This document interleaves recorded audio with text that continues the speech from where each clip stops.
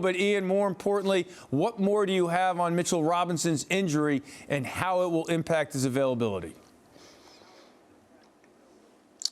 Well, he's going to push to play. That much I know. I think ultimately it's going to be up to the Knicks medical staff to decide whether to clear him or not. But the player's opinion matters in this process, and he's going to want to play. And, you know, the pinky, obviously, you don't want to break anything going into such an important time of the season. But, you know, he's not a three-point shooter.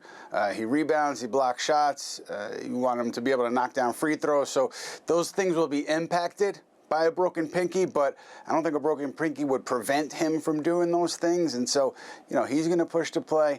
I would just assume, based on everything that's going on, that he will get in there early on in the finals, not miss a ton of time. Yeah, maybe the Knicks need to have Bernard King tell him how he averaged nearly 43 a game against the Pistons back in '84 with 2 dislocated fingers. It worked for Bernard, okay.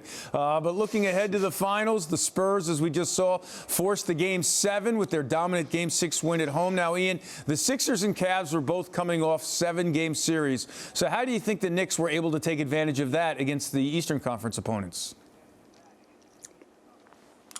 Well, in those series, they had to play pretty much right away, the Sixers and the Cavs. And so the Knicks were able to push the ball to force their opposition to run. They knew they were tired, so you tire them out that way.